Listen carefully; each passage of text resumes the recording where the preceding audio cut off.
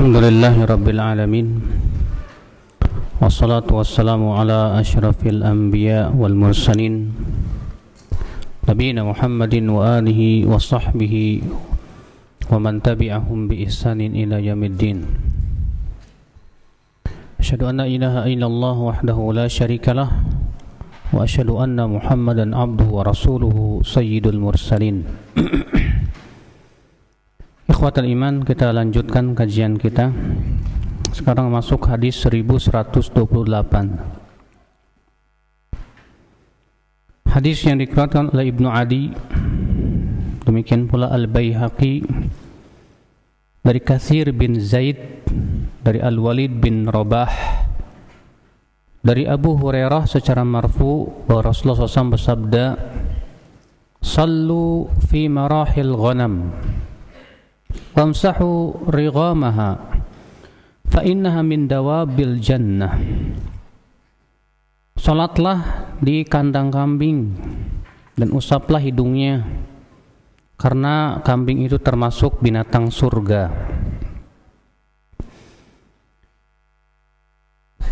Imam Baihaqi berkata, dan Katsir ini aku memandang hadisnya tidak mengapa, dan aku berharap dia seorang yang la ba'sa bih. La ba'sa bih itu sama dengan soduk, artinya hadisnya hasan ya. Namun Adz-Dzahabi berkata soduk fihi lin, dia seorang yang soduk tapi ada padanya kelemahan. Al-Hafidz mengatakan soduk yukhti, dia seorang soduk tapi suka jatuh dalam kesalahan. Maka yang seperti ini, kata Al-Hafidz kata Syekh Albani rahimahullah, biasanya statusnya itu hasan hadisnya ya, selama tidak diselisih oleh perawi yang lain. Beda ya akhi kalau dikatakan ya soduk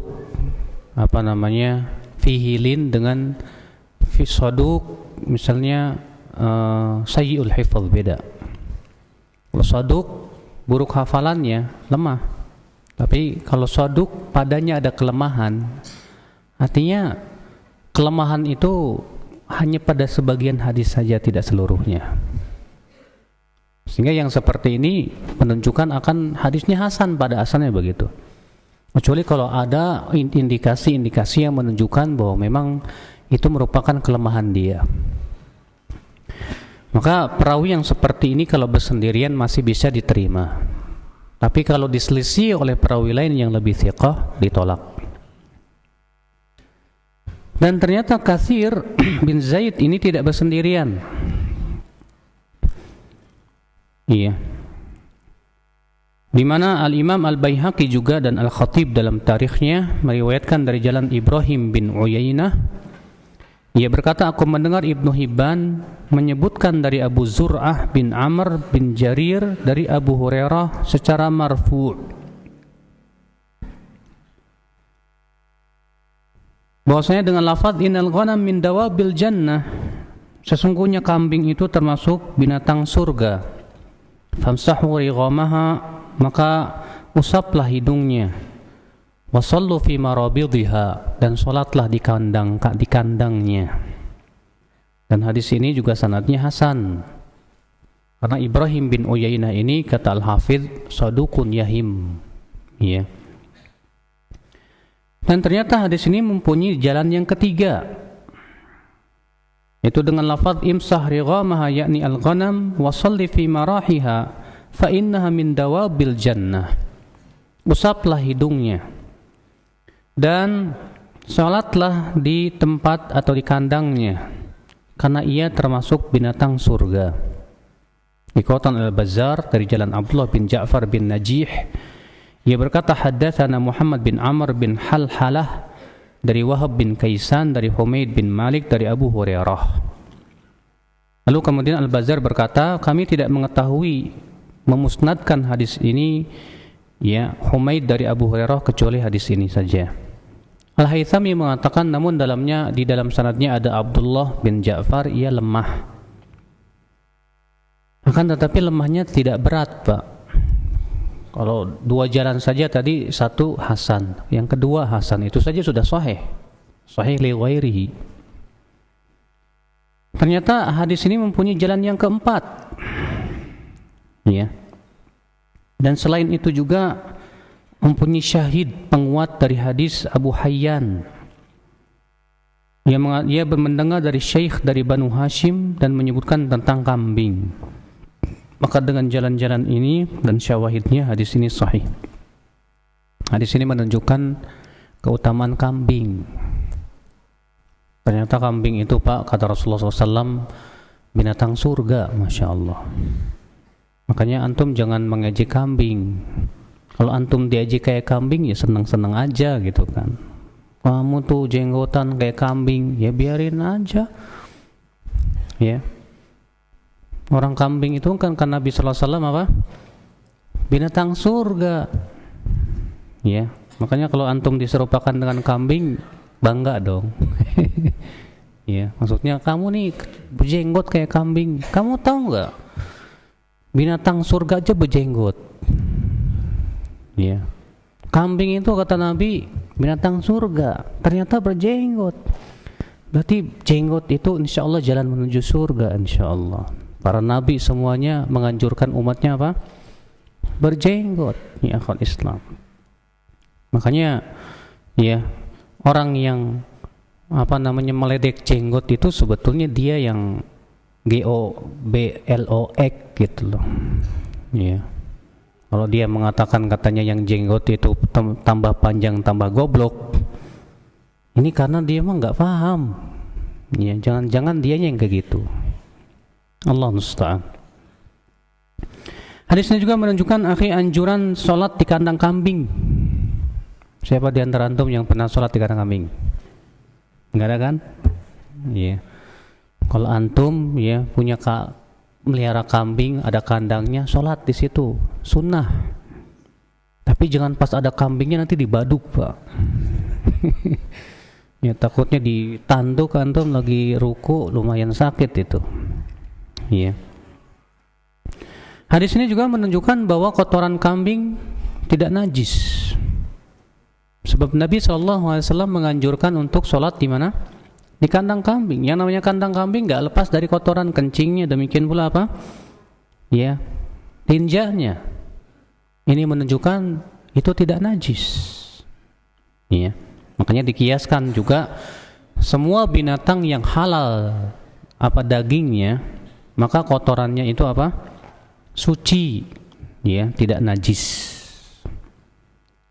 Sebagaimana hadis ini juga menunjukkan anjuran untuk mengusap hidung kambing. Hadis 1129. Hadis yang dikeluarkan Al-Bazzar dalam Musnadnya dan Ibnu Asakir dari Laits, dari Mujahid, dari Aisyah secara marfu, bahwa Nabi SAW sabda, "Awwalu man yuksa Khalilullah Ibrahim sallallahu alaihi wasallam." Orang yang pertama kali diberikan pakaian nanti pada hari kiamat adalah Nabi Ibrahim alaihissalatu wassalam. Al-Bazzar berkata sanadnya hasan. Kata Syekh Albani, tapi dalam sanadnya ada Laits bin Abi Sulaim ini. Ia lemah dari sisi hafalannya. Akan tetapi hadis ini sahih karena diriwayatkan oleh Imam Bukhari dan Muslim juga. Demikian pula Ibnu Asakir meriwayatkan dari hadis Ibnu Abbas. Ya, bahwasanya orang yang pertama kali diberikan pakaian nanti pada hari kiamat, siapa itu?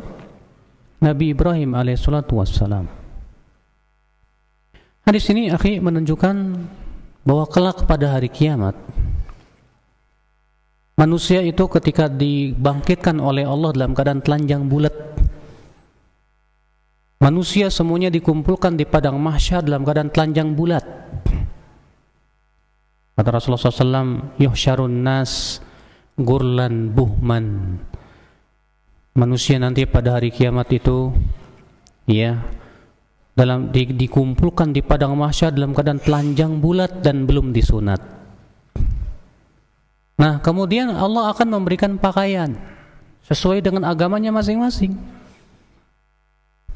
Ya, ada yang diberikan pakaian, ya, hanya sampai betis, ada yang sampai paha, ada yang sampai perut, sesuai dengan agamanya, akhi. Makanya Rasulullah SAW bermimpi, aku melihat orang-orang diberikan oleh Allah pada hari kiamat pakaian, kata Rasulullah. Ada yang pakaiannya hanya sampai paha, ada pakaiannya sampai ke betisnya, kepada kemaluannya, ada lagi yang sampai perutnya. Dan ternyata aku melihat Umar bin Khattab pakaiannya melabuh sampai tanah. Kemudian Rasulullah ditanya, ya Rasulullah, apa maksud pakaian itu dalam mimpi? Kata Rasulullah, ad-din, yaitu agama. Makanya ya akhi, ya, kata Imam Ibnu Qayyim, kalau misalnya kita bermimpi berpakaian, maka itu menunjukkan kepada kadar agama kita. Ustaz, saya tadi malam mimpi tapi kok saya telanjang bulat ya. Nah, hati-hati itu. Itu sebagai isyarat bahwasannya agamanya. Atau makna yang kedua kata para ulama, kalau kita melihat dalam mimpi ada orang telanjang bulat, artinya kita akan tahu auratnya. Maksudnya aib-aib dia. Kenapa? Karena ketika kita mimpi seseorang itu telanjang bulat, berarti kita melihat kepada auratnya, maksudnya melihat kepada aibnya dia. Dan itu juga ujian ya akhir Islam, azakumullah. Yang jelas akhi, pada hari kiamat nanti manusia akan diberikan oleh Allah pakaian sesuai dengan din, agama dia. Semakin agamanya kuat, semakin pahala pakaiannya pun juga melabuh. Semakin kurang juga ya akhir Islam, azakumullah wa iyyakum. Hadis 1130. Hadis yang dikeluarkan Abul Qasim bin Al-Jarrah Al-Wazir dalam Al-Majlis As-Sabi dalam amalinya, dan Ibnu Sa'id dalam juz min ahadithihi Al-Mukhallas, ya, dalam Al-Fawaid Al-Muntaqah, dari jalan Sufyan bin Uyainah dari Wasil bin Dawud dari anaknya yaitu Bakar bin Wa'il dari Az-Zuhri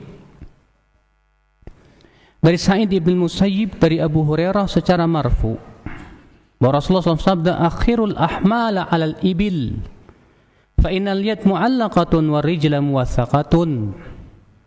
Akhirkan barang-barang bawaan itu di atas unta, ya, karena tangan unta itu terikat, tidak bisa ngapa-ngapain gitu, nggak bisa. Kalau orang kan bisa, ya. Sementara kaki pun juga terikat. Demikian pula diriwayatkan oleh Abu Muhammad Al-Mukhladi dalam Al-Fawaid, Al-Makhladi dalam Al-Fawaid, dan padanya ada tambahan. Syekh Albani berkata ini sanad sahih, semuanya thiqat, perawi-perawi Muslim kecuali Wa'il bin Daud atau Wasil bin Daud itu, tapi dia seorang yang thiqah, maka hadis ini sahih. Hadis ini menunjukkan akhi anjuran untuk menyayangi binatang, dan bahwasanya kita tidak boleh memberikan beban yang berat kepada binatang tunggangan itu. Makanya Nabi SAW menegur seorang pemuda gara-gara suka memberikan beban yang berat kepada untanya. Bukan dalam satu riwayat yang sahih, ya, bahwasanya Rasulullah SAW masuk ke kebun kurma. Rupanya di dalam kebun itu ada unta.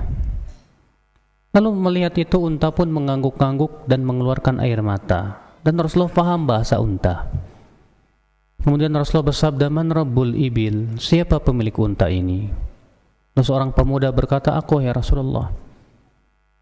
Maka Rasulullah, ittaqillah, bertakwalah kamu kepada Allah.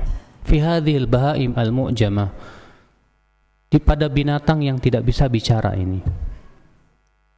Inna syakatni anifan annaka tuji'u. Ia tadi mengadu ke saya bahwa kamu tuh suka menyakitinya dan memberikan beban-beban yang berat kepadanya. Masya Allah ya akhi, ya. Makanya Islam itu agama yang pertama kali menyerukan menyayangi binatang. Sebelum orang-orang barat yang zaman sekarang menyerukan, ya, membuat perkumpulan sayang binatang, Islam sudah pertama kali sudah menganjurkan. Iya. Nah, di sini Nabi sallallahu alaihi wasallam mengatakan akhirul ahmal, akhirkan, artinya dijadikan barang itu di pertengahannya, jangan diteluk ke depan karena itu memberatkan dia. Tapi mundurkan sedikit, ya. Masya Allah. Hadis 1131. Hadis yang dikeluarkan oleh Imam At-Tirmidzi dan Imam Ahmad juga dalam musnadnya dari Muhammad bin Ishaq, ia berkata haddatsani Zuhri dari Ubaidillah bin Abdullah bin Utbah dari Ibnu Abbas, ia berkata, aku mendengar Umar bin Khattab berkata, lamma tuwfiya Abdullah bin Ubay bin Salul du'iya Rasulullah SAW lis-salati alaih. Ketika Abdullah bin Ubay bin Salul, tokoh munafik itu, meninggal dunia, mati, Rasulullah SAW diminta untuk mensolatkan Abdullah bin Ubay bin Salul, dan yang minta itu anaknya. Abdullah bin Ubay bin Salul punya anak namanya Abdullah juga, namanya Abdullah bin Ubay bin Salul. Nah, anaknya itu sahabat yang mulia, Pak. Sedangkan ayahnya tokohnya munafik. Ya. Faqama ilai, maka Rasulullah SAW pun berdirilah kepadanya. Falamma waqafa alaihi yuridus shalah tahawaltu hatta qumtu fi sadrih. Ketika Rasulullah SAW telah berdiri ingin mensolatkannya, aku pun segera maju dan berdiri di hadapan Rasulullah persis. Faqultu ya Rasulullah, a'ala aduillah Abdullah bin Ubay al-qail yawma kadha wa kadha wa kadha ya'uddu ayyamahu. Wahai Rasulullah, apakah engkau hendak mensolatkan musuh Allah ini? Si Abdullah bin Salul ini pernah mengatakan begini dan begitu, begini dan begitu. Umar pun kemudian mengingatkan ucapan-ucapan Abdullah bin Ubay bin Salul yang menyakiti Allah dan Rasulnya. Iya. Kemudian Rasulullah bersabda, waktu itu belum ada larangan untuk mensolatkan siapa? Orang munafik, belum turun ayatnya. Apa kata Rasulullah? Akhir anni ya Umar, mundur kamu dariku hai Umar. Inni khayyirtu fakhtartu, aku hanya diberikan oleh Allah saja dan aku memilih. Waqad qila li, di mana Allah berfirman kepadaku, istaghfir lahum aw la tastaghfir lahum. Kamu mohonkan ampunan untuk dia atau kamu tidak memohonkan ampunan untuk mereka orang munafik itu. In tastaghfir lahum 70 marrah fala yaghfirallahu lahum. Jika kamu mohonkan ampunan untuk mereka 70 kali hai Muhammad, Allah tidak akan pernah mengampuni mereka. Lau a'lamu anni lau zittu ala 70 ghufirallahu la zittu. Kalaulah aku tahu, kalau misalnya aku tambahkan lebih dari 70 kali, aku akan tambahkan. Kalau memang ternyata dia dimaafkan oleh Allah. Iya. Thumma sallallahu alaihi wasallam wa masya ma'ahu faqama ala qabrihi hatta faragha min. Kemudian Rasulullah pun mensolatkanlah Abdullah bin Ubay bin Salul ini. Kemudian membawa jenazahnya sampai ke kuburannya dan berdiri di kuburannya, iya, untuk mendoakannya. Hatta faragha min, sampai selesai penguburan. Qal fa'ajibali wa jur'ati ala Rasulillah sallallahu alaihi wasallam. Iya. Kata Umar, Rasulullah merasa heran dengan keberanianku terhadap Rasulullah SAW. Wallahu wa rasuluhu a'lam. Allah dan Rasulnya lebih tahu. Fa wallah ma kana illa yasiran hatta nazalat hatanil ayatan. Demi Allah, kata Umar, ternyata tak lama kemudian Allah turunkan dua ayat berikut ini. Allah berfirman apa? Wala tusalli ala ahadim minhum mata abada. Janganlah kamu sekali-kali mensolatkan orang munafik yang mati itu selama-lamanya. Wala taqum ala qabrih, dan jangan kamu berdiri di kuburannya. Innahum kafaru billahi wa rasulihi wa matu wa hum fasiqun. Sesungguhnya mereka kafir kepada Allah dan Rasulnya dan mati dalam keadaan fasik. Ternyata ayat ini membenarkan sikap siapa? Umar bin Khattab radhiyallahu anhu arba. Iya. Qal fama shalla Rasulullah sallallahu ba'dahu ala munafiq wala ala qabri hatta qabadahu Allah. Semenjak itu Rasulullah tidak pernah lagi mensolatkan orang munafik. Tidak pula Rasulullah SAW berdiri di kuburannya sampai Allah wafatkan beliau. Iya. At-Tirmidzi berkata hadis ini hasanun sahih. Syekh Albani berkata sanadnya hasan. Iya. Namun kenapa? Karena di dalam sanadnya ada Muhammad bin Ishaq, ini seorang yang saduk, tapi ia dimutabaat oleh Uqail dari Ibnu Syihab. Ya. Diriwayatkan Bukhari dan Muslim dan Nasa'i. Hadis ini menunjukkan, akhi, yang pertama, mungkin ada orang kita bertanya-tanya, apa berarti Umar lebih faqih dari Rasulullah ya? Kok sampai Allah membenarkan sikapnya Umar gitu loh? Tidak. Hal itu tidak menunjukkan kepada hal itu. Akan tetapi Rasulullah melakukan itu, Pak, karena beliau itu orangnya sangat sayang sekali kepada umatnya. Ya. Allah mensifati Rasulullah SAW itu orang yang sangat sayang kepada umatnya. Allah berfirman, laqad ja'akum rasulun min anfusikum azizun 'alaihi ma 'anittum harisun 'alaikum bil mu'minina raufur rahim. Sungguh telah datang kepada kalian seorang rasul yang berasal dari diri kalian, yang begitu sangat merasa susah terhadap apa yang menimpa kalian, begitu semangat untuk memberikan hidayah kepada kalian, dan lembut serta kasih sayang kepada kaum mukminin. Rasulullah SAW tahu ini orang munafik, tapi karena kasih sayang Rasulullah kepada umatnya, itu yang membuat Rasulullah SAW akhirnya apa? Mau mensolatkannya. Iya. Demikianlah seharusnya, Pak, kita sebagai seorang Muslim, seorang mukmin harus punya sifat atau jiwa rahmat dan kasih sayang, Pak. Ini Rasulullah walaupun dia orang munafik yang sudah menyakiti Allah dan Rasulnya, tetap Rasulullah SAW ketika diminta ya oleh anaknya untuk mensolatkan, beliau solatkan sebagai kasih sayang beliau. Namun waktu itu belum diturunkan ayat yang melarang. Terkadang kita kurang kasih sayangnya, Pak. Ketika melihat ada orang yang jatuh kepada kesalahan, kita lebih semangat untuk memvonis dan menghajar dia daripada memberikan hidayah kepada dia. Iya. Seakan-akan kalau kita sudah bisa memvonis orang, wah mantap sudah, Pak. Kalau kita sudah bisa mengkafirkan orang, mantap kayaknya, Pak. Kalau kita sudah memvonis orang sebagai ahli bid'ah atau sesat, kayaknya Masya Allah, la ilaha illallah. Ini fenomena kurangnya kasih sayang, Pak. Kita seharusnya seperti halnya Rasul Sallallahu Alaihi Wasallam. Ya, kita berpikir bagaimana supaya mereka yang tersesat ini kembali kepada jalan yang benar gitu loh. Mereka yang jatuh kepada kesalahan, kita berusaha untuk ingatkan dia, ya, supaya dia kembali dan bertaubat kepada Allah Subhanahu Wa Taala. Hadis ini kita ambil faidah. Yang pertama, ya akhal Islam, keutamaan Umar bin Khattab,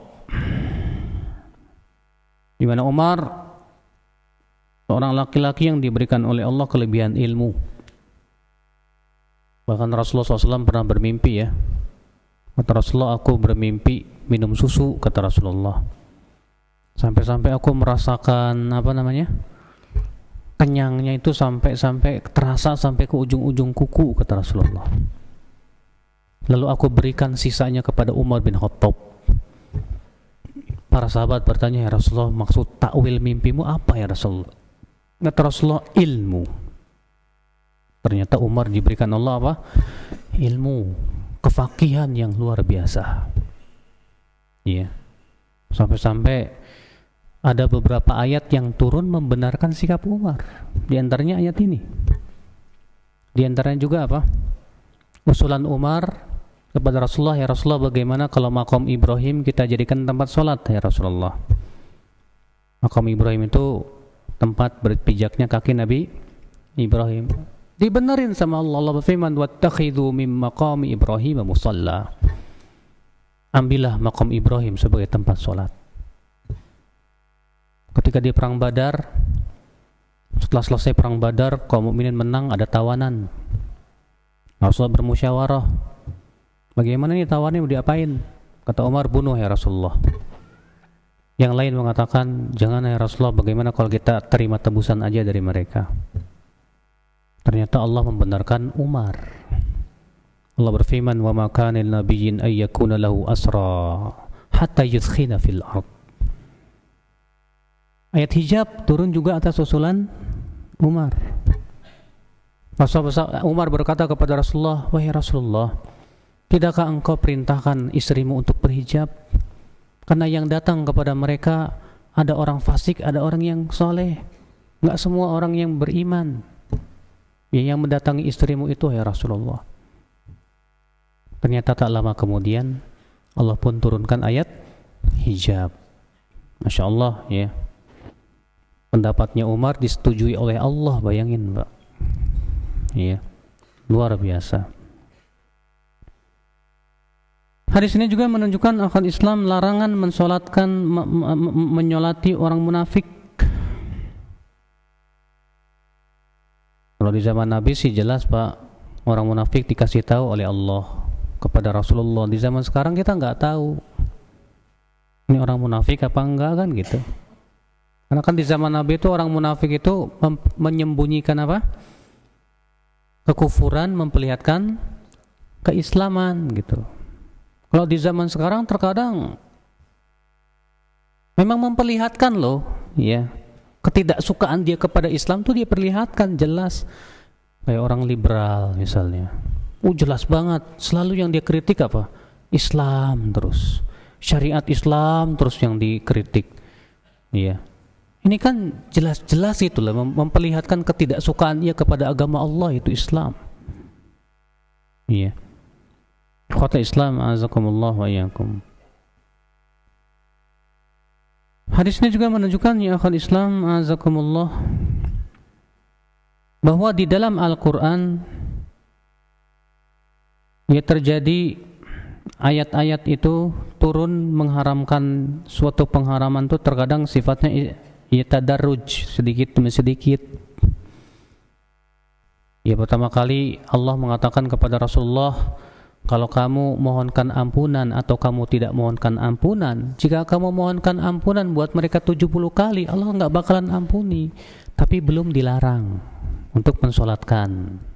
Baru kemudian Allah larang sama sekali. Iya, tentunya hal itu sesuai dengan kemaslahatan. Hadis 1133.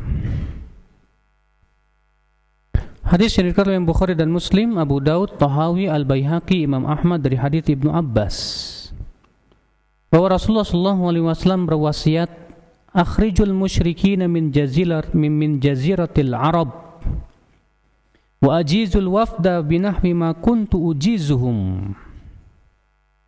Keluarkan kaum musyrikin dari jazirah Arab dan hormati utusan seperti halnya aku dahulu menghormati mereka.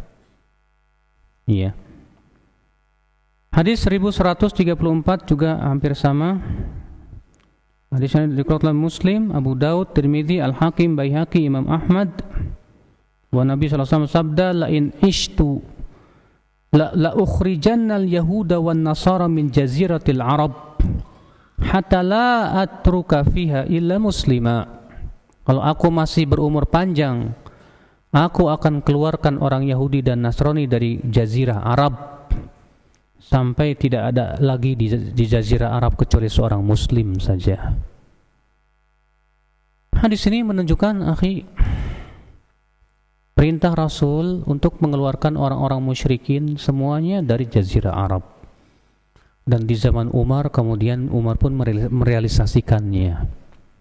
Maka di zaman Umar semua orang musyrikin Yahudi dan Nasrani diusir dari jazirah Arab, nggak boleh tinggal. Tapi zaman sekarang masuk lagi, Pak. Iya. Ya maklumlah kalau di zaman sekarang kaum muslimin lemah, Pak. Iya, lemah, tidak sekuat di zaman dahulu. Hadis 1135.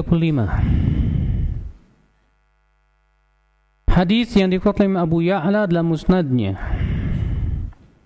Abu Ya'la berkata, haddatsana Suwaid bin Sa'id, ia berkata haddatsana Suwaid bin Abdul Aziz dari Thabit bin Ajlan dari Sulaim bin Amir. Ia berkata, aku mendengar Abu Bakar berkata, Rasulullah SAW bersabda, ukhruj fanadi fin nas man syahida an la ilaha illallah wajabat lahul jannah. Keluarlah kamu, hai Abu Bakar, dan serulah manusia, bahwa barang siapa yang bersyahadat la ilaha illallah, wajib untuknya surga. Kemudian fakharajtu, kata Abu Bakar, aku pun keluar. Falaqiyani Umar bin Khattab, ternyata aku bertemu dengan Umar bin Khattab. Faqala ma laka Abu Bakrin, lalu Umar berkata, ada apa dengan engkau ya Abu Bakar? Aku berkata, Rasulullah bersabda kepadaku tadi, keluarlah, ya, dan beritahu manusia bahwa orang yang bersyahadat la ilaha illallah wajib masuk surga. Maka Umar berkata, irji ila Rasulillah, kembalilah engkau kepada Rasulullah. Fa inni akhafu an yattakilu alaiha, saya khawatir orang-orang hanya menyandarkan diri dengan syahadat saja, enggak mau beramal. Yang penting kan syahadat la ilaha illallah, masuk surga. Faraja'tu ila Rasulullah SAW faqal ma raddak fa akhbartu biqauli Umar faqala sadaq. Lalu aku pun kembali kepada Rasulullah SAW. Lalu Rasulullah bertanya, apa yang membuat kamu kembali hai Abu Bakar? Ya, kata Abu Bakar, ya, tadi Umar mengatakan begini dan begitu hai Rasulullah. Maka Rasulullah bersabda, benar Umar. Syekh Albani berkata sanad ini dhaif. Kenapa? Karena Suwaid bin Abdul Aziz ini layyin hadisnya, lembek hadisnya. Al-Haythami mengatakan bahkan ia seorang yang matruk, kata beliau. Dan Suwaid bin Sa'id yaitu Al-Ambari ini Al-Hafidh mengatakan saduq fi nafsihi illa annahu amiya fasara yatalaqqan ma laysa min hadithihi wa afhasha fihi Ibnu Ma'in al-qaul. Ia seorang yang saduq sebetulnya, tapi ya, kemudian ia jadi buta matanya. Gara-gara itu ia menerima talqin. Talqin itu apa? Kalau talqin menurut ilmu hadis beda Pak dengan menurut ilmu fikih. Kalau ilmu fikih talqin itu mentalkinin mayat, suruh ucapkan la ilaha illallah. Tapi dalam ilmu hadis talqin itu artinya memasukkan kepada dia hadis yang bukan hadisnya, untuk menguji ini orang tahu nggak hadis dirinya gitu loh. Nah kalau dia itu lemah, dia biasanya menerima talqinnya itu, dia nganggap itu hadisnya padahal bukan. Maka ini menunjukkan kelemahan hafalannya. Iya. Maka dikatakan kana yulaqan fatfayatalaqan, dia diberikan talqin ternyata menerima talqin itu. Itu menunjukkan akan kelemahan dia. Iya. Makanya Pak, pernah Imam Ahmad dan Yahya bin Ma'in ketika berjalan menuju kota Baghdad, di tengah jalan melewati rumah Abu Nuaim, ya, Fadl bin Dukain. Kata Yahya bin Ma'in, aku ingin menguji dia. Kata Imam Ahmad, enggak perlu, dia thiqah. Enggak, saya akan uji dia. Kata Imam Ahmad, percayalah padaku, dia seorang yang thiqah. Kata Yahya bin Ma'in, enggak, saya akan uji dia. Lalu diketuklah pintunya Abu Nuaim, kemudian dibukakan, disuruh masuk. Kemudian beliau berdua pun duduk di hadapan Abu Nuaim. Lalu Yahya bin Ma'in berkata, aku ingin menyebutkan hadis-hadismu. Silakan, kata Abu Nuaim. Haddatsana, ya, fulan, kata Ibnu Nuaim, betul, itu hadis saya. Yang kedua, bawakan hadis lagi dengan sanadnya, kata Abu Nuaim, betul, itu hadis saya. 3, 4, 5, 6 sampai 10 dijawab oleh Abu Nuaim, itu hadis saya. Yang ke-11 baru dimasukin sama Yahya bin Ma'in, bukan hadis dia. Ke-11 itu Abu Nuaim diam aja. Yang ke-12 diam lagi Abu Nuaim. Yang ke-13 diam lagi Abu Nuaim. Ditendangnya Yahya bin Ma'in, kurang ajar kamu, menguji saya ya. Iya. Kata Imam Ahmad, saya kan udah bilang ke kamu, dia itu thiqah.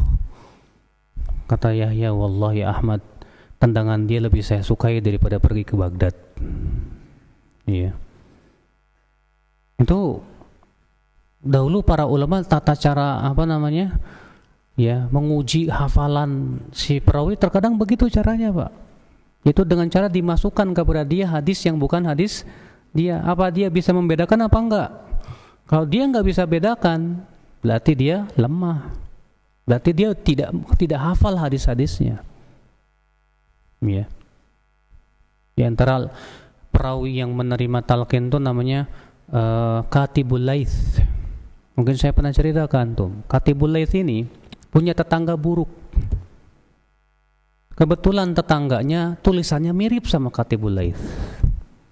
Nah, ketika Katibul Laits pergi, tetangganya masuk ke rumahnya, Pak. Diambil buku hadisnya, dimasukin hadis-hadis yang bukan dari hadisnya, ditulis itu. Iya. Lalu kemudian Katibul Laits ketika membawakan hadis di majelisnya, dia menganggap itu hadisnya gitu loh. Apalagi tulisannya mirip lagi. Akhirnya gara-gara itu para ulama mendhaifkan dia. Cuma yang kita merasa kagum tuh, Pak, ulama hafal ya hadis-hadis dia. Tahu ini bukan hadisnya, dimasukin ke bukunya itu. Ya, diperiksa oleh para ulama, ternyata bener. Itu bukan hadis-hadis dia. Akhirnya dikatakan Katibul Laits ini lemah gara-gara tetangganya yang buruk. Ya, memasukkan ke dalam bukunya hadis yang bukan hadisnya. Allahul musta'an. Ya. Ikhwatul Islam, azakumullah wa yakum. Hadis ini kita ambil faedah yang pertama. Syekh Albani rahimahullah yang membawakan hadis ini ya dengan menyebutkan syawahid-syawahidnya sehingga hadis ini menjadi kuat. Hadis ini menunjukkan kabar gembira bahwa orang yang mati di atas syahadat la ilaha illallah pasti dan pasti masuk surga. Siapapun dia, kalau ia mati dalam keadaan mengucapkan la ilaha illallah pasti masuk surga. Wajabat lahul jannah. Ya. Walaupun dosanya besar, ya. Walaupun dia pernah berzina dan mencuri, ya. Makanya kata Abu Dzar dalam satu riwayat yang lain, wa in zana wa in sarak ya Rasulullah, walaupun dia pernah berzina dan mencuri, kata Rasulullah, iya. Asal dia mati di atas apa? La ilaha illallah, maka ia pasti masuk surga. Subhanallah, ikhwatul Islam, azakumullah wa yakum. Ini cuman masalahnya, Pak, siapa yang bisa menjamin kalau kita mati di atas la ilaha illallah? Kalau antum berkata kan yang penting saya mati di atas la ilaha illallah, akhirnya antum tidak mau berhenti dari berbuat maksiat. Zina jalan terus, ya, minum arak jalan terus, riba jalan terus. Yang penting kan saya tidak mempersekutukan Allah. Nah, ini yang dikhawatirkan oleh Umar. Ya, makanya ketika Umar bertanya kepada Abu Bakar, "Ada apa ya Abu Bakar?" Kata Abu Bakar, "Tadi aku mendengar Rasulullah bersabda, ayo Abu Bakar, keluar kamu dan berikan kabar gembira orang bahwa siapa yang bersyahadat la ilaha illallah pasti masuk surga." Apa kata Umar? "Kamu baik lagi. Saya khawatir manusia hanya bertawakal atau bersandar kepada la ilaha illallah. Akhirnya yang penting kan syahadat la ilaha illallah." Akhirnya apa, Pak? Akhirnya menganggap remeh maksiat. Yang penting la ilaha illallah. Ya. Hadis ini juga menunjukkan, ya akhi, tidak setiap ilmu yang kita ketahui bisa kita sampaikan ke orang. Ya. Tidak setiap ilmu yang kita ketahui bisa kita sampaikan ke setiap orang. Jangan. Antum kalau mau menyampaikan ilmu, lihat dulu keadaannya, Pak. Makanya kata para ulama, letakkanlah ilmu itu pada ahlinya. Sebab kalau ilmu itu tidak diletakkan pada ahlinya, barangkali ia akan memahami dengan pemahaman yang salah. Akhirnya apa? Menjadi fitnah buat dia. Ali bin Abi Thalib berkata, "Hadithun nas bima yafhamun." Berbicaralah kepada manusia sesuai dengan tingkat pemahaman mereka. Ini terkadang kan kita menyampaikan ilmu, begitu semangatnya ingin menyampaikan ilmu, share kemana-mana.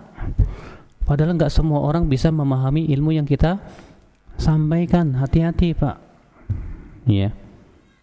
Di zaman sekarang ini terkadang kita tidak paham bagaimana cara menyampaikan ilmu, siapa audien yang kita hadapi, siapa yang sedang kita berbicara padanya. Ini penting. Ya, supaya apa? Supaya ilmu itu tidak menjadi fitnah buat sebagian, buat buat manusia. Ya. Allahu a'lam. Hadis 1136.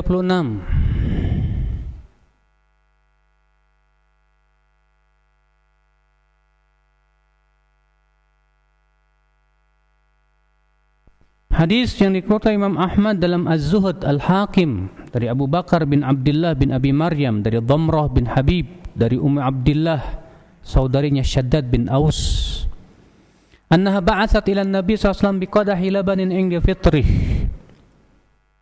bahwa saudarinya Shaddad bin Aus mengirimkan kepada Nabi sallallahu alaihi wasallam segelas susu ya untuk berbuka puasa. Wadzalika fi tulin nahar wa syiddatil har. Ya, ketika Rasulullah ya sedang pada waktu itu panjang sekali siang dan panas sekali.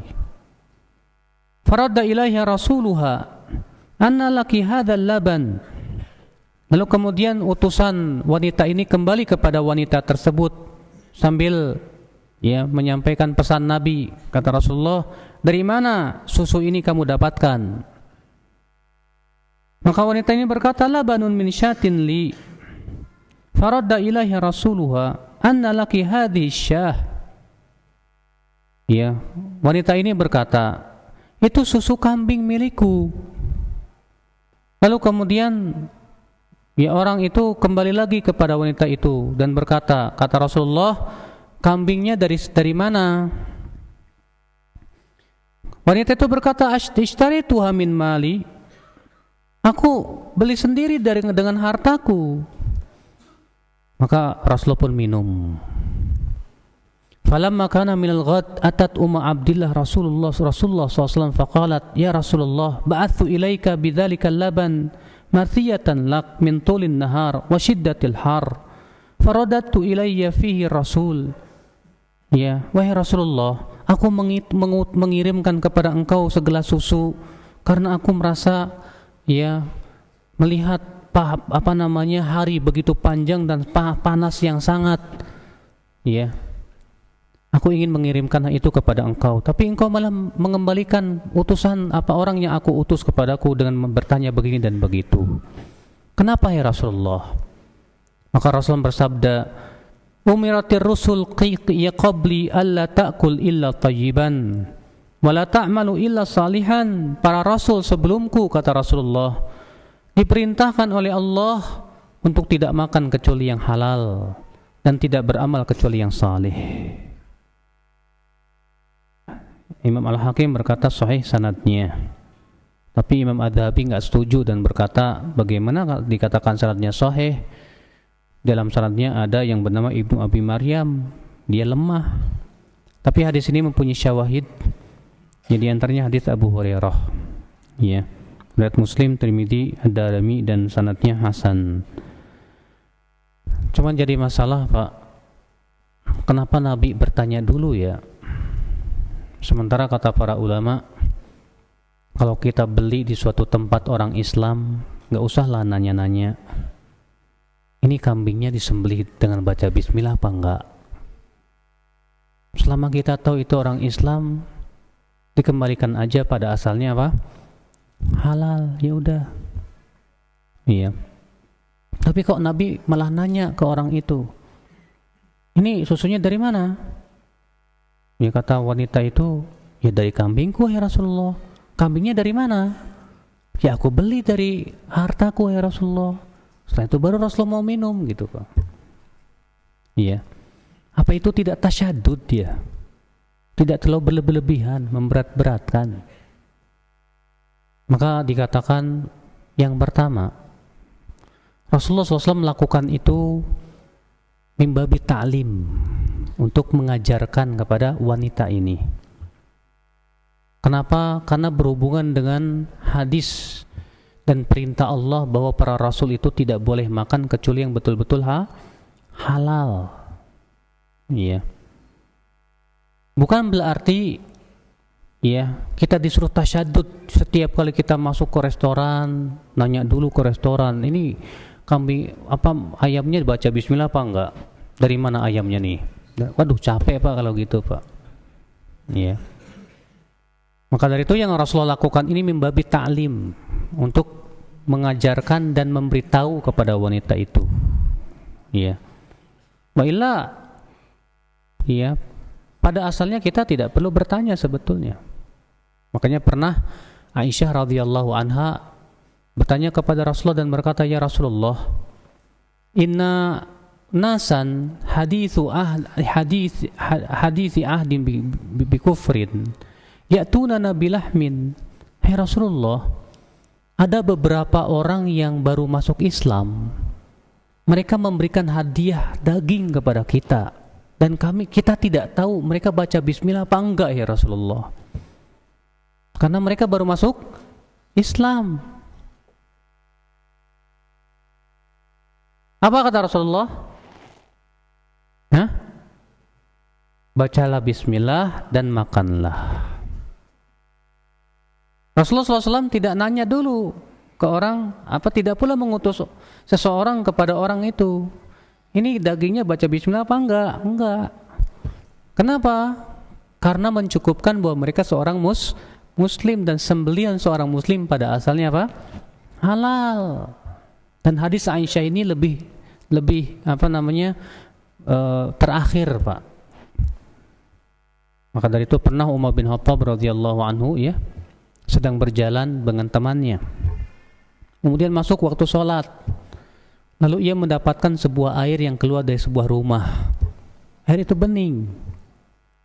Lalu kemudian temannya berkata, "Hai pemilik rumah, kabarin dong, ini air dari mana?" Kata Umar, "Hai pemilik rumah, jangan dikabarin." Artinya kalau kita ngelihat airnya itu bening, suci, ya udah pakai aja, nggak usah nanya-nanya gitu loh. Itu ngeberat-beratin. Iya. Kalau antum masuk ke restoran muslim, itu ada tulisan restoran muslim misalnya. Ya udah, pokoknya kita kembalikan dia seorang muslim, pada asalnya sembelihannya apa?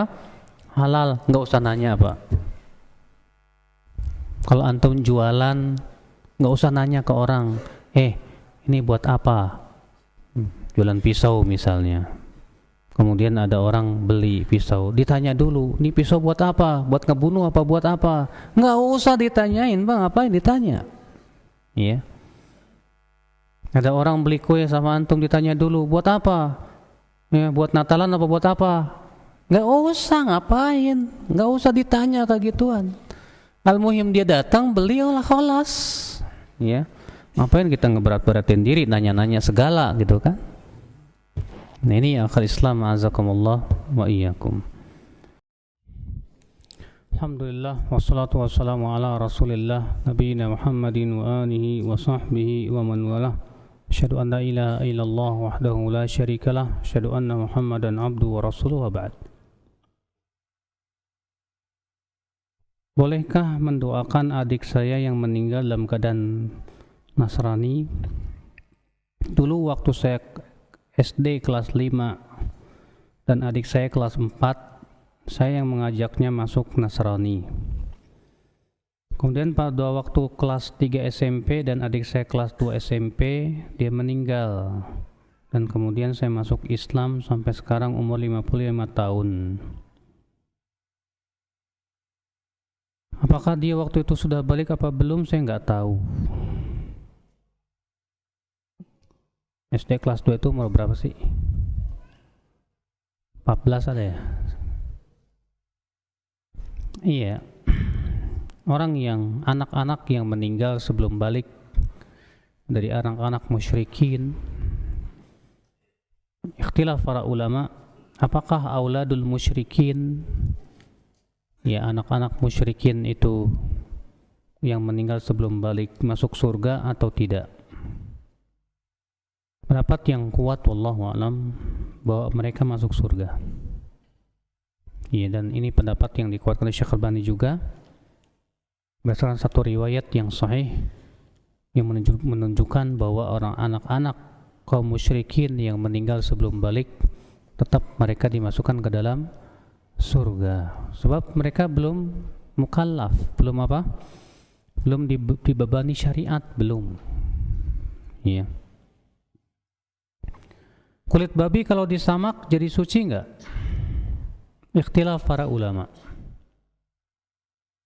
Sebagian ulama mengatakan suci berdasarkan hadis idza dubighal ihabu faqad tahur.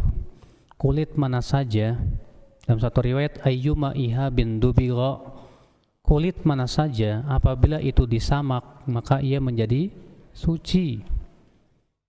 Hadis ini umum, mencakup seluruh kulit.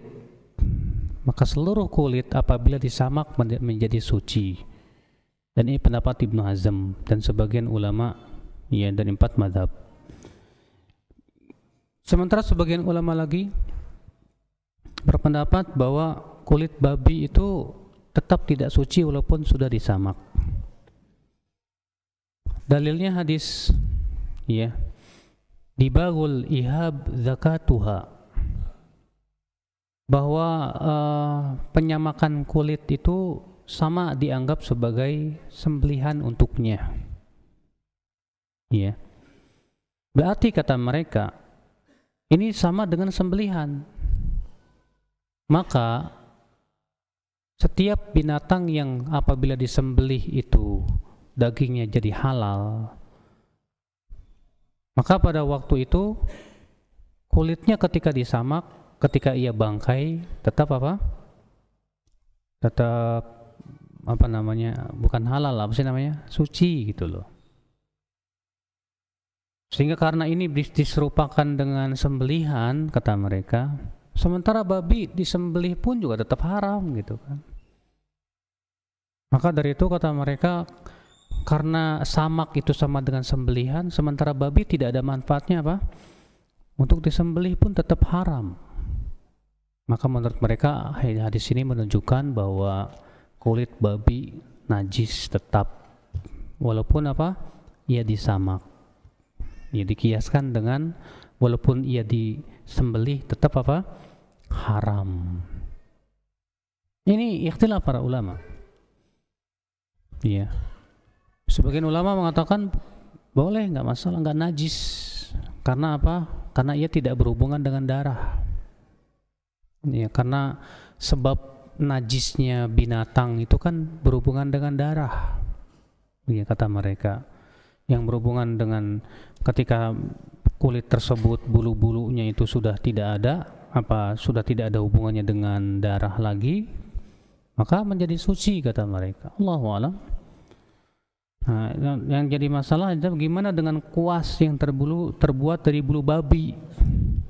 Biasanya kuas itu biasanya buat roti, Pak. Roti itu bisa pakai kuas. Nah, kuas itu kalau pakai bulu babi itu lebih bagus, hasilnya lebih lembut. Iya. Yeah. Nah, jadi masalah suci apa enggak ya? Itu berhubungan dengan ikhtilaf para ulama. Atas pendapat yang mengatakan suci ya nggak masalah, antum makan aja. Atas pendapat yang mengatakan itu najis, nah ketika dikuas pakai bulu babi, kemudian dia dimatangkan, hilang nggak tuh ain-ainnya najisnya itu loh. Iya. Nah ini jadi masalah. Yang jelas ini masih syubhat ya. Kalau antum tahu itu roti tersebut pakai bulu babi, antum mau berhati-hati mendingan jangan. Tapi kalau antum yakin itu tidak najis, ya alias suci, atas pendapat yang mengatakan suci, yang makan aja. Apalagi kalau enak.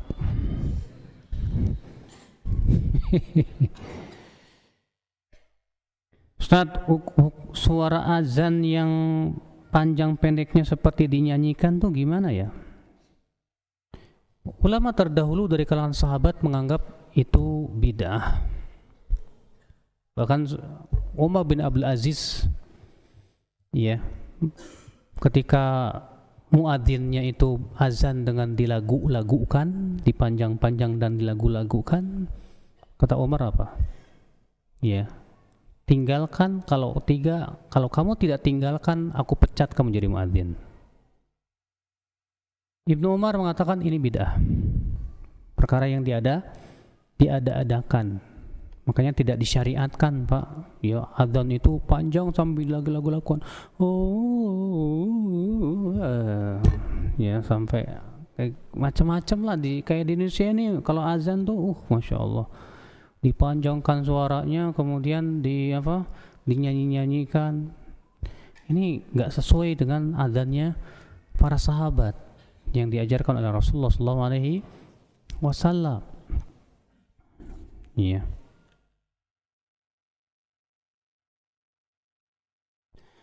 Bolehkah makmum masbuk menjadi imam ketika ada jamaah lain yang tertinggal sholat berjamaahnya? Ini permasalahan yang berhubungan dengan bolehkah mengadakan 2 kali jamaah. Artinya setelah sholat jamaah pertama selesai, boleh nggak bikin jamaah yang kedua? Sebagian ulama mengatakan boleh.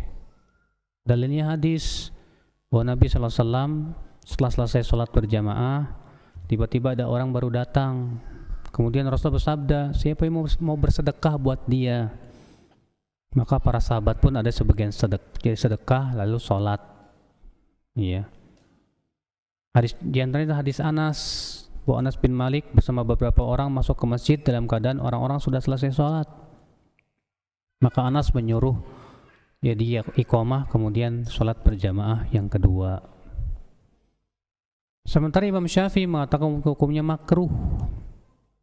Dasarnya hadis yang diberikan Imam Hakim bahwa Rasulullah SAW pernah pulang dari suatu keperluan, sampai di masjid orang-orang sudah selesai sholat, maka beliau pulang ke rumahnya dan tidak sholat di masjid. Dan itu juga yang dilakukan oleh Ibnu Mas'ud radhiyallahu anhuma. Dan mereka membantah dalil mereka yang mengatakan boleh. Adapun hadis yang menyebutkan siapa yang mau sedekah itu kalau seizin imam dan yang menjadi makmum dari orang yang sudah sholat. Adapun kalau semuanya belum sholat, nggak masuk dalam hadis tersebut. Yang kedua, adapun perbuatan Anas diselisih perbuatan Ibnu Mas'ud, dan pendapat sahabat apabila diselisih sahabat yang lainnya tidak bisa jadi hujah. Iya, saya lebih condong kepada pendapat Imam Syafi'i. Kenapa? Karena Rasulullah yang mempraktekannya. Yang kedua, kalau misalnya sekarang yang kedua alasan apa? Adzan itu tujuannya untuk jamaah keberapa, Pak? Hah? Adzan yang dikumandangkan di masjid itu untuk jamaah keberapa? Pertama apa kedua? Pertama. Ketika Rasulullah mengatakan, sungguh aku ingin sekali membakar rumah orang yang tidak menyaksikan sholat berjamaah. Itu jamaah keberapa, Pak? Hah? Yang pertama kan? Sebab kalau kedua boleh, berarti ketiga boleh tidak? Boleh. Keempat boleh tidak?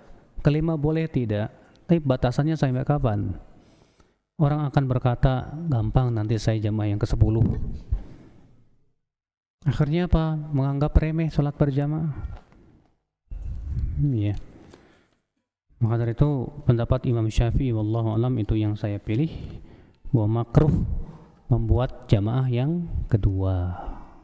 Jadi kalau antum makmum, udah makmum aja udah. Dalam keadaan masbuk, jangan bikin lagi sholat berjamaah, udah sendiri-sendiri aja. Itu kalau di masjid tersebut ada imam rawatib, Pak. Tadi disebutkan bahwa Umar bin Khattab memerintahkan Abu Bakar tidak menceritakan kepada orang-orang tentang hadis orang yang bersyahadat akan masuk surga. Tapi kok sampai ya ke kita? Iya, Pak, yang dilarang itu menyampaikan ke semua orang. Yang dikhawatirkan akan jadi fitnah buat mereka. Adapun kepada orang yang faham dan tidak akan jadi fitnah, nggak apa-apa. Makanya kan saya sebutkan tadi hadis ini kita ambil faedah apa? Tidak setiap ilmu bisa kita sampaikan kepada setiap orang. Makanya alasannya Umar apa? Ya, saya khawatir mereka hanya mengandalkan la ilaha Itu orang awam, nggak paham. Adapun kalau dia paham, nggak apa-apa. Makanya sudah kata para ulama, letakkanlah ilmu itu pada tempatnya. Iya, artinya letakkan ilmu itu kepada orang yang bisa memahaminya dengan benar, supaya tidak menjadi fitnah. Iya.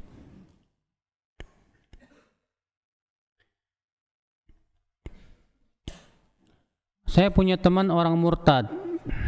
Dia bertanya begini, apa dalilnya dalam Al-Quran yang mengatakan bahwa Nabi Isa turun ke dunia nanti sebagai pengikut Rasul, bukan sebagai Rasul. Iya.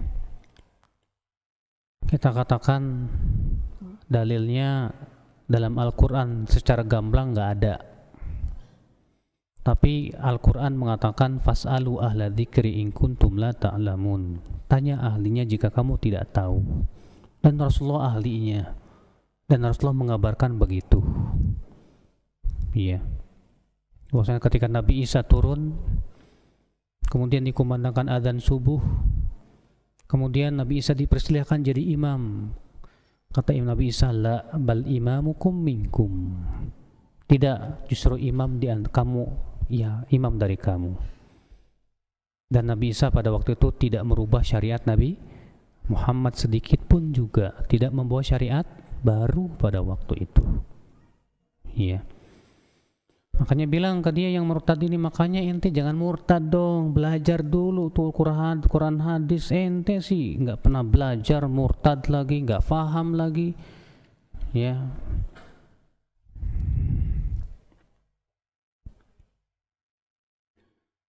Waktu hari Idul Adha ada yang memposting hadis bahwa disunahkan sholat sunnah setelah sholat Id. Namun ada juga artikel yang menyebutkan sebuah hadis itu menyebutkan tidak ada sholat sunnah sebelum dan setelah sholat Id. Mohon penjelasannya Ustadz. Akhi, tidak ada sholat qobliyah dan ba'diyah sholat Id. Yang dilakukan oleh Nabi itu, beliau apabila telah selesai sholat Id, beliau pulang ke rumahnya dan sholat 2 rakaat di rumah. Apakah itu ba'diyah Id? Belum tentu. Bisa jadi masuk dalam keumuman hadis tentang anjuran sholat 2 rakaat ketika masuk rumah. Iya.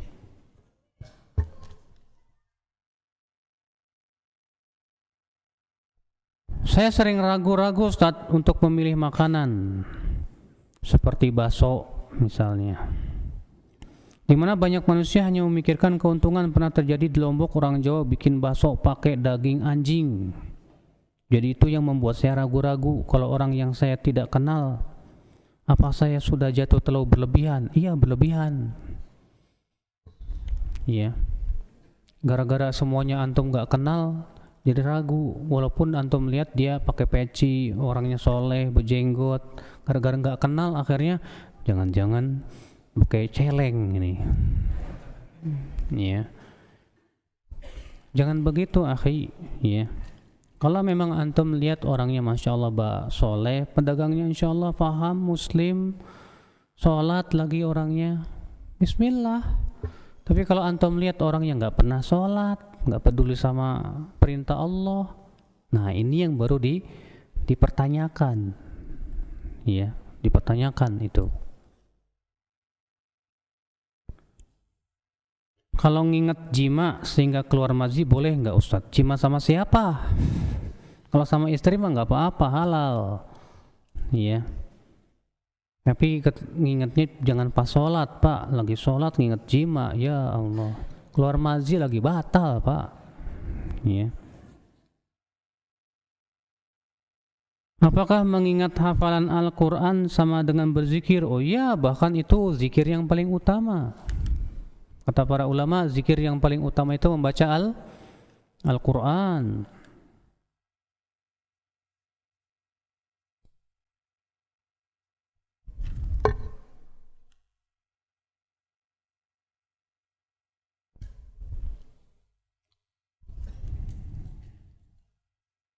Saya dulu pernah mencuri, mengambil harta orang dan pernah berhutang.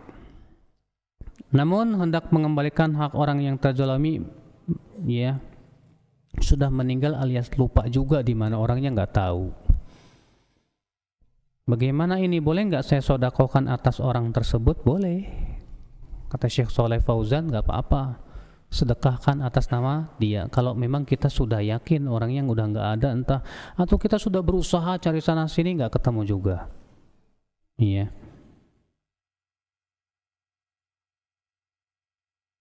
Boleh tidak berwudu dengan air jernih tapi bau comberan? Bau comberan itu Pak tidak harus bercampur dengan najis, karena yang namanya comberan itu bisa jadi karena bercampur dengan tanah ya, atau kotoran yang bisa jadi itu bukan najis.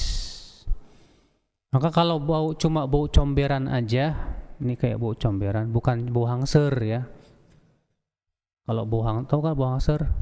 Bau kencing. Ya. Atau bau sesuatu yang sifat najis, jangan. Makanya kadang-kadang kan air kalau itu berubah bau atau rasanya atau warnanya karena oleh sesuatu yang suci, tetap suci. Ya. Kalau yang merubah baunya itu sesuatu yang suci. Tapi kalau yang merubahnya itu yang najis, jadi najis gitu kan. Nah, ketika kita lihat air ini bening tapi kok baunya meragukan, ini jangan-jangan najis. Udah, antum tinggalkan aja. Ya. Ambil air yang betul-betul jernih ya akhir Islam, azakumullah. Baik, saya kira cukup sampai di sini. Subhanakallah bihamdik, asyhadu an la ilaha illa ant, astaghfiruka wa atubu ilaik. Assalamualaikum warahmatullahi wabarakatuh.